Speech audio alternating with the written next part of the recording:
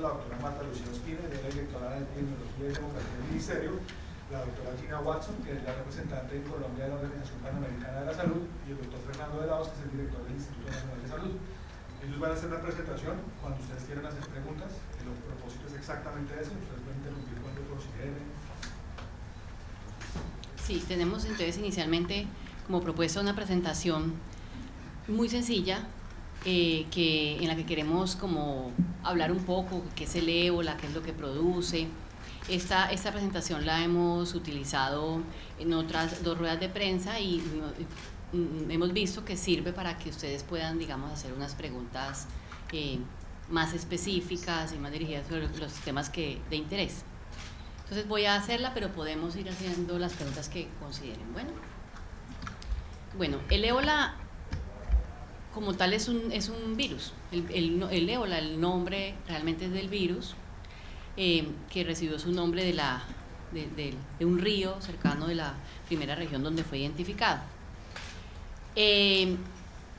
Esa foto que ven ahí es la foto del virus del ébola. Tiene una forma de filamento, aunque realmente es un virus polimórfico que cambia de forma, suele tomar esa forma de filamento. Hay 5 especies de ébola y su nombre lo ha recibido del lugar donde ha ido siendo identificado. Ahí están los nombrecitos, el lugar y el año en que fueron identificados. Es endémico de los bosques lluviosos africanos, es decir, allí ha permanecido desde que fue identificado, seguramente estaba antes, y hay unos animales que son sus reservorios naturales, sus hospederos naturales. Hay 3 especies de murciélagos que no existen en Colombia, no existen en América, que son los reservorios naturales, pero también se transmite a chimpancés, gorilas, puercoespines, ciervos, y es ahí donde ha permanecido habitualmente. ¿Cuál es la enfermedad entonces que produce? Produce una fiebre hemorrágica severa. ¿Qué es lo que daña? Entonces, el virus entra al organismo mediante pequeñas gotas pequeñitas que vienen de los fluidos corporales de la persona enferma o del animal enfermo, entran a través de las mucosas y también puede entrar a través de pequeñas heridas en la piel. Entonces imagínense un cazador, por ejemplo, que manipula a los animales de caza y toca la sangre, pues habitualmente tiene muchas heriditas y es ahí que habitualmente, digamos, los contagios anteriores se daban de esa manera. El virus lo que produce al ingresar entonces es una inflamación local, inflama los ganglios linfáticos locales, infecta las células del sistema inmunológico, luego ya por el torrente sanguíneo viaja pues predominantemente hacia el hígado y hacia el riñón, produce una gran cantidad de sustancias inflamatorias, daña el endotelio, o sea, la capa que cubre los vasos, produce una reacción inflamatoria muy severa, como se ve en los procesos de sepsis, en general por otras causas. Produce entonces daño celular, rompe los linfocitos, produce daño, desbalance en los líquidos, produce un estado que se llama shock y generalmente como consecuencia de este shock, por las hemorragias que se producen por el daño hepático que genera, se produce la muerte. Digamos que, dicho de manera muy general, esa es la cascada del daño que genera. Esto, por supuesto, se da cuando no hay ningún tipo de atención. Cuando la atención médica es oportuna, esta historia cambia un poco, porque así como cuando un paciente tiene sepsis, se trata, los síntomas, porque el ébola no tiene un tratamiento específico contra el virus del ébola, sino contra eso que les acabo de explicar, reponiéndole los líquidos, poniéndole sangre, manejándole los factores de coagulación, tratándole todo ese daño que va causando en el organismo. ¿Cuáles son los síntomas que vemos a la persona? Inicialmente presenta fiebre de inicio súbito, debilidad intensa, dolor muscular, dolor de cabeza, dolor de garganta, o sea, algo muy parecido a otras enfermedades. Ya en la fase intermedia presenta vómitos, presenta erupciones en la piel, también se parece a otras, y cuando sigue avanzando, pues como ya produce ese daño renal que les menciono y ese daño hepático, produce hemorragias internas y externas, pues vómito, en la tos, en la orina, y hay que tener presente que desde el momento de la infección, desde que se adquiere, que se da la entrada del virus, hasta que se desarrollan los síntomas, pueden pasar de 2 días a 21 días. O sea, no todo el mundo a los 21 días, puede ser a los 2, a los 3, a los 4 días, de entre 2 y 21 días. ¿Por qué es tan letal? O sea, ¿por qué tiene la capacidad de matar a las personas que infecta? Porque ese virus es muy eficiente. ¿Qué quiere decir? Que hay una gran velocidad con la que se multiplica y una gran velocidad con la que rápidamente viaja por el organismo y llega a afectar órganos blancos como el riñón o el hígado. La letalidad es variable, ¿no? Dependiendo del tipo de ébola que sea, hay la letalidad pues más grande que se ha registrado del 90%, pero hay letalidades que varían 50%, 80%. De hecho, en esta epidemia, la letalidad ha sido diferente en los países, sin embargo, se estima, de acuerdo a la OMS, se cree que en promedio estamos hablando de una letalidad de 55%. ¿Y por qué es tan contagioso? Porque resulta que el ébola en el genoma, en la parte genética, tiene unos 4 genes que combinados hacen que las células de la piel, las células de la nariz, de los pulmones y del sistema digestivo lo detecten. Piensen que cuando uno está expuesto a un virus, por ejemplo a una gripa, uno la adquiere por la nariz, por ejemplo, y uno le pica la nariz y estornuda y se defiende. Las células de la nariz reconocen que hay un virus de la gripa y se defiende de la gripa. No siempre le da gripa, le trata de dar gripa, pero no le da gripa. En este caso, es muy eficiente, digamos, ese virus y por eso no lo reconocen las células de la nariz, ni el sistema digestivo, ni las células de los pulmones, ni de la piel. Entonces entra, es muy eficiente, entra. De esa manera prácticamente todas las personas cuyas mucosas o las pequeñas heridas entra el virus, pues producen la enfermedad.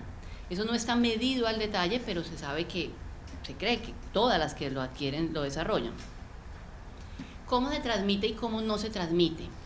Muy importante, no se transmite por el aire, no es como una gripa, no es un virus aéreo, no se transmite por el agua, no se transmite por los alimentos, no se transmite por el contacto ocasional con una persona que no tiene síntomas, con una persona en el bus, una persona que no está enferma ni sabe que está enferma y todavía no ha desarrollado los síntomas y ocasionalmente en el bus pase por el lado. No se transmite así, se transmite por el contacto con las secreciones de esa persona que está enferma o con un cadáver, pues con una persona que estuvo enferma, o en África, pues obviamente a través de contacto directo con esos animales enfermos.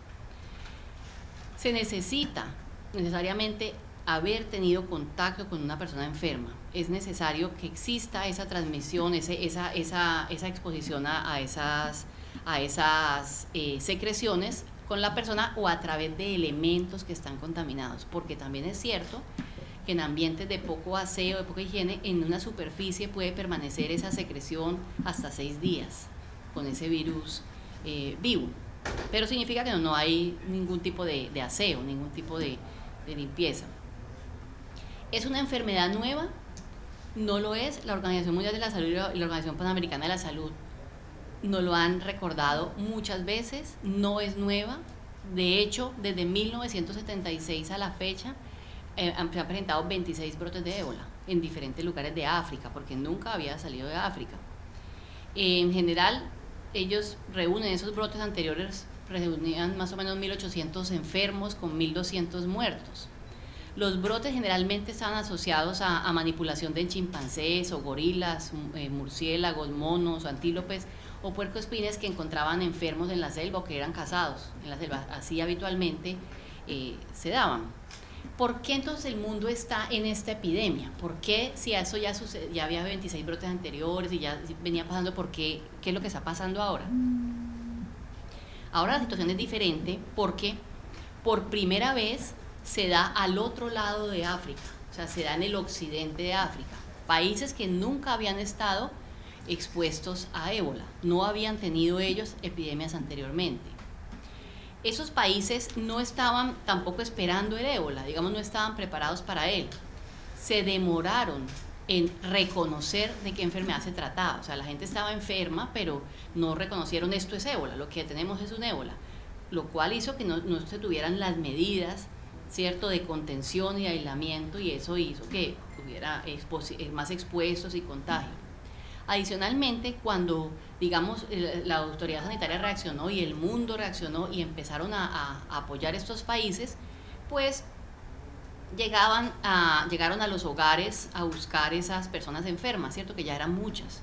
Llegaban pues con todos los trajes de bioseguridad que ustedes han visto tal vez en las fotos, que son como un astronauta. Entonces se llevaban al paciente para el hospital.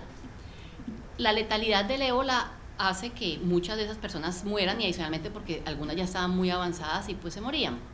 La población empezó a pensar que los servicios de salud, digamos, eran los que le ocasionaban la muerte a su familiar. Se creó una gran desconfianza, digamos, en los servicios de salud.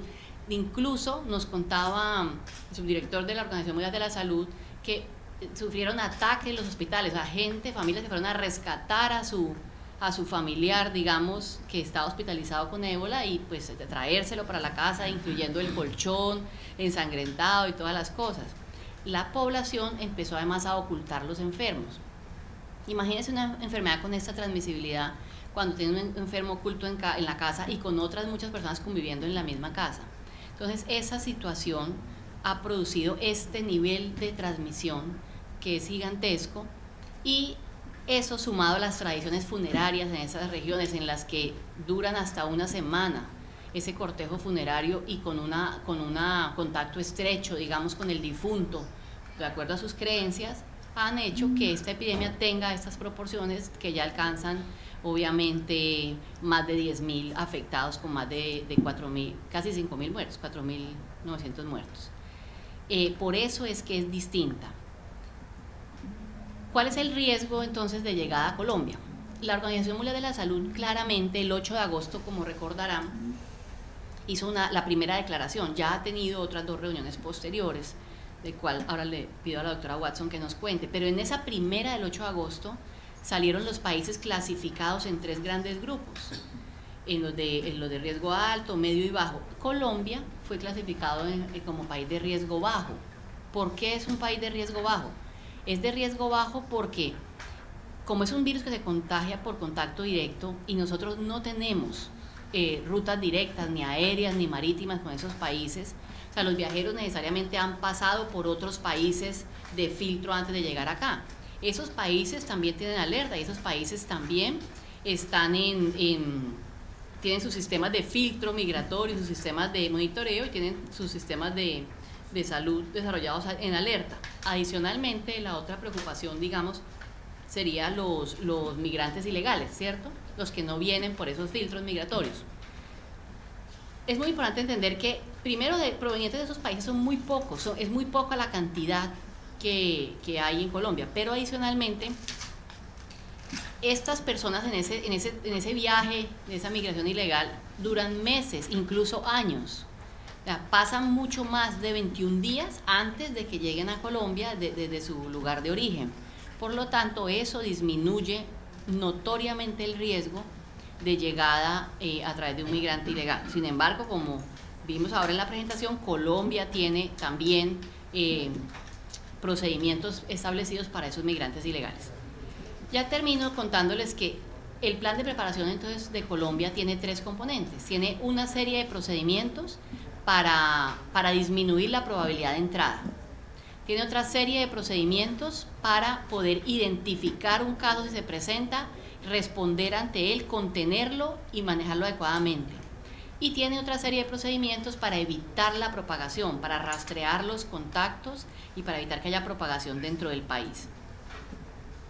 En el primer grupo, los viajeros que llegan, pues son los viajeros colombianos que regresan, los viajeros que pertenecen a 92 países que no necesitan visa, los viajeros que sí necesitan visa y los viajeros ilegales. Para los colombianos que regresan y los que no necesitan visa, Migración hace unas preguntas al ingreso, a todo, en cualquier puerto, aeropuerto, paso fronterizo. Incluso ahora en el tema de cruceros están haciendo una declaratoria de a bordo, los viajeros del crucero están llenando una encuesta que entregan a la Capitanía del Puerto. Los viajeros que necesitan visa, los consulados allá en el trámite previo aplican un formulario sanitario y deciden si dan o no la visa. Y para los migrantes ilegales hay un reforzamiento en la ruta de esa migración y ahí se están creando, se van a instalar las vallas para que la comunidad sepa que tiene este riesgo y que avise en caso de encontrar alguno de esos o saber que hay uno de esos migrantes que está enfermo. En el grupo 2, en el paquete 2 de procedimientos que tiene que ver cuando aparece un caso, el caso puede aparecer en un punto de entrada, puede aparecer en una IPS o puede aparecer en la comunidad. Saber que en la comunidad hay alguien enfermo que llegó de un viaje y que lo tienen ahí en la casa del vecino. Entonces, hay unos procedimientos para reconocerlos, procedimientos para poder avisar que existe ese caso, para trasladarlo en una sola ambulancia de manera segura y una IPS que lo atiende. Y finalmente, en el procedimiento para evitar la propagación, tiene que ver con todas las medidas de bioseguridad, con la respuesta coordinada y la búsqueda de los contactos, todos los procedimientos de desinfección, todos los procedimientos de limpieza y el manejo incluso de los cadáveres, todo lo que tiene que ver con las funerarias, con el ejercicio pues, de enterrar los cadáveres.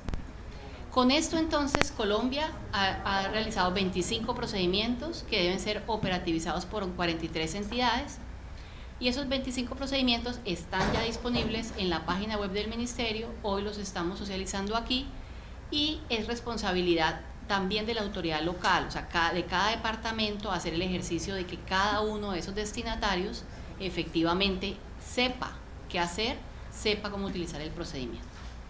Pues con eso terminamos como esta presentación general. Quisiera darle la palabra al Instituto Nacional de Salud y a la OPS para complementar y pues responder las preguntas que tengan. Pues en términos del el micrófono, por favor. Sí. Primero la doctora. Gracias, doctora Espino. Doctor de la Hoz. Esta es una enfermedad que el sistema de salud, los servicios de salud, la población tiene que estar absolutamente clara de cuáles son los pasos que debe seguir y sobre todo en casos de las instalaciones de salud. ¿Por qué? Porque el grupo de mayor riesgo es el personal de salud y su riesgo no es porque hay un enfermo, su riesgo reside en el no cumplimiento de las medidas de prevención y de aislamiento físico y de barrera física con el enfermo. La mayoría de los casos que se han dado y la letalidad ha sido grande dentro de los trabajadores de la salud, incluso en África, un poco arriba del 50% de los que se han enfermado se han muerto, es porque ha habido ruptura en la cadena del protocolo en la mayoría de los casos de manejo de los pacientes. O sea, no es una cosa que vamos a esperar a ver si sucede y vemos qué hacemos. Todo mundo tiene que estar claros, bien informados y haber practicado cuál es su rol en la cadena de atención y en la cadena de prevención y control de la enfermedad. Y eso incluye la comunidad, la familia, el vecindario y las unidades de salud desde el nivel primario hasta el hospital. Este no es un problema solo de manejo de hospital. Cualquier persona que llegue con un caso febril a un centro de salud debe ser investigado si hay riesgo de que haya sido en exposición a Ebola. ¿Okay?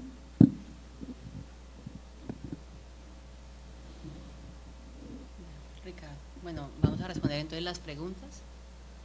Me gustaría empezar con Hay un procedimiento que ahí pueden ver.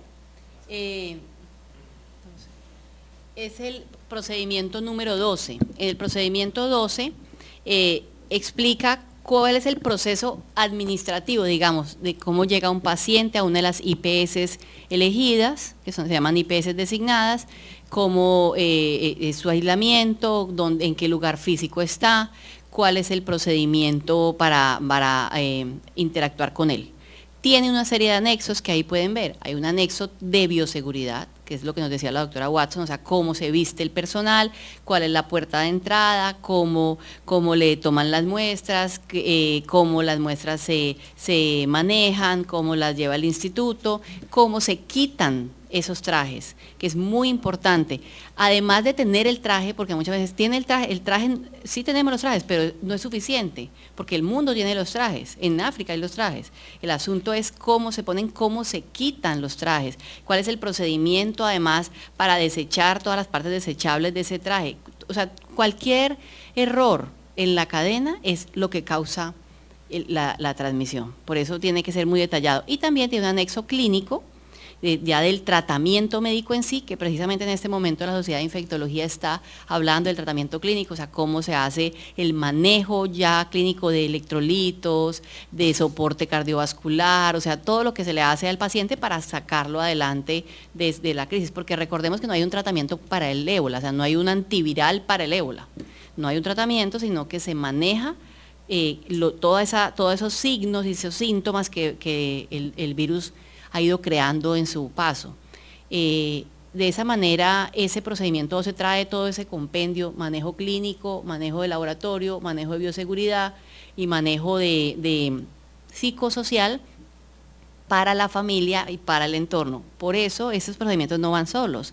Ese procedimiento está íntimamente ligado al del centro de mando. El centro de mando es como la autoridad sanitaria, por ejemplo en Bolívar, como la Secretaría de Salud, digamos, toma ese centro de mando, articulado obviamente con el Ministerio de Salud, cómo se habla con la prensa, cómo se habla con la comunidad, qué comunicados se dan, qué instrucciones se dan. Es un tema de pensarlo fríamente, de actuar adecuadamente de acuerdo a los procedimientos y no de salir corriendo, no es un tema de pánico. Lo peor que nos puede pasar es un pánico, todos corren, todos improvisan. No es así, es un tema bien pensado, el caso surge, se sospecha, se traslada en las condiciones que son en el vehículo designado a la IPS designada. Es importante también que la población sepa que para esta enfermedad no hay vacuna. No pueden tener la esperanza o la suposición de que van a tener el acceso a una vacuna. Hay 2 vacunas experimentales en fase de desarrollo, no sabemos cuándo van a estar listas. Es posible que comiencen pruebas con humanos a fines de este año, inicio del próximo año, pero no tenemos seguridad al respecto. Lo otro es que no hay ningún tratamiento específico para el ébola. Se maneja de acuerdo con la sintomatología. Por tanto, cuanto más temprano, si hay un caso sospechoso, se comienza a manejar desde esa perspectiva, mejor serán las probabilidades de la persona y no cuando está complicado. Y por eso es que menciono y recalco y repito constantemente que no es una enfermedad para improvisar. Hay que manejarlo con mucha seriedad y de acuerdo al protocolo que está estableciendo el país.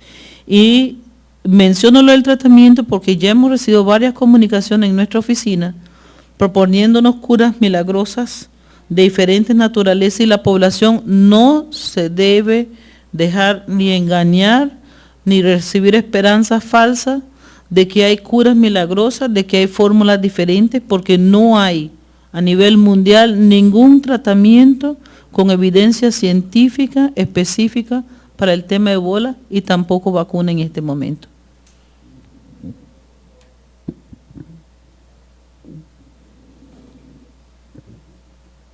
¿Hay más preguntas?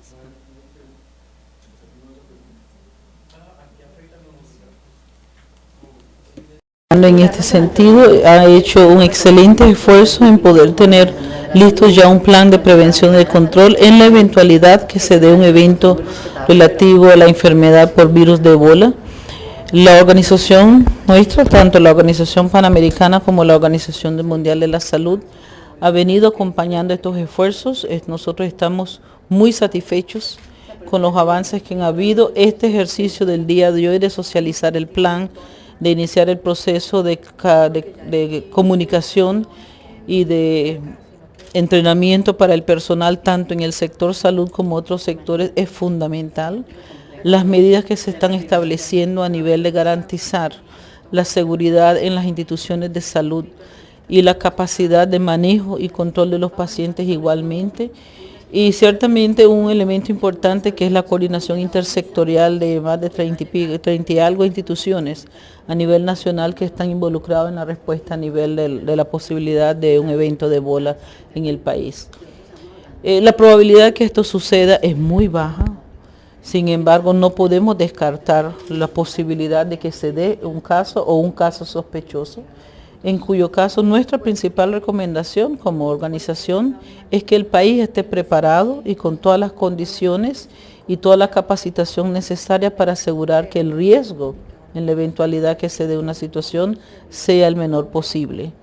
Por eso decimos que no es el momento de pánico, es el momento de garantizar que las medidas son conocidas, se entiendan, se apliquen en la eventualidad de que hay que aplicarse y que la situación pueda ser controlada en corto tiempo. Y estamos confiados y casi seguros de que Colombia está en ese nivel, a tal grado de que la experiencia que han desarrollado hasta el momento también consideramos muy válido poderlo compartir con otros países en la región de las Américas que no están aún a este nivel, pero ciertamente las condiciones y el preparativo son adecuados. ¿Qué se destaca en Colombia en cuanto a las medidas que tomamos? La capacidad de planificación y de organización y de coherencia de las medidas que se están realizando y que han incorporado todas las recomendaciones tanto de OPS como de OMS basado en la evidencia que tenemos, la forma responsable en que la institución también ha asumido esta situación, es decir, el hecho de que hay todo un proceso preparativo y todo el sistema de vigilancia en alerta, las comisiones necesarias están conformadas para la respuesta a nivel del sector salud y a nivel del sector nacional. Colombia ha participado en todas las reuniones, tanto virtuales como presenciales, que ha hecho no solamente la OPS y la OMS, sino también la iniciativa mesoamericana. Está colaborando con México en desarrollar un protocolo dentro de el marco de esta iniciativa, es decir, ha estado presente en todas las discusiones, las conversaciones y las reuniones a nivel nacional e internacional sobre el tema. Por tanto, la institución realmente está preparada en condiciones de responder y está en el proceso de asegurar que la red de servicios también tenga esa capacidad. Nos recuerda Para el registro, me recuerda su nombre completo y su cargo. Marta Lucía Ospina, directora de Epidemiología y Demografía del Ministerio de Salud. Doctor, hablemos de las medidas que ha adoptado Colombia para afrontar un posible caso de... Sí, desde hace 3 meses el país viene trabajando en el plan de preparación para la respuesta efectiva ante la eventual introducción de una enfermedad por virus ébola. Ese plan de respuesta incluye 3 grandes componentes: todas las medidas o procedimientos para mitigar la probabilidad de ingreso, todas las medidas o procedimientos para identificar, manejar, contener y tratar el caso en el caso de llegar a ocurrir, y el tercer grupo de medidas o procedimientos para evitar la propagación, para rastrear contactos y mitigar la expansión. En cuanto a la red hospitalaria, ¿cómo se está preparando? Bueno, la red hospitalaria juega un papel importante, pero no el único. Recuerden que esto es un ejercicio como una cadena de eslabones que empieza desde los puntos de ingreso, desde los medios de transporte que han sido designados para trasladar casos sospechosos o casos confirmados, y dentro de la red hospitalaria todas las IPS públicas y privadas deben estar preparadas para detectar, contener y trasladar hacia la IPS designada. IPS designadas, hay solamente 4 en el país, que son las que se están preparando y adecuando para recibir casos confirmados o para hacer el ejercicio de confirmación y tratarlos adecuadamente. En los puntos de entrada al país también. Los puntos de entrada, que son 36, tienen todos unos procedimientos para interrogar a las personas, identificar de dónde vienen, identificar si estuvieron en contacto con posibles poblaciones a riesgo y, en caso de detectar casos sospechosos, contener y trasladar. ¿Esto se está aplicando en todas las ciudades del país? En todas las ciudades del país es un plan de respuesta nacional, y el tema de los puntos de entrada en los 36 puntos de entrada: aeropuertos, puertos y pasos terrestres. En todas las ciudades hay como un lugar, ya hablando de red hospitalaria, adecuado para atender un posible caso. No, y no es necesario que haya en todas las ciudades de Colombia, sino 4 centros de referencia en todo Colombia. Todas las IPS deben poder identificar, contener y trasladar. ¿Hacia dónde? Hacia las 4 IPS que están en Cali, Medellín, Bogotá y Barranquilla, Cartagena. Ahí estamos como definiendo, pero hay en 4 grandes lugares. Seguramente, en el caso de presentarse uno de los casos, al primer lugar de llegada, la primera IPS designada en donde, donde se lleve el primer paciente, esa IPS seguramente concentrará los casos en caso de que se presenten más. No quiere decir que las 4 IPS designadas van a atender simultáneamente casos. Puede que solamente una lo haga.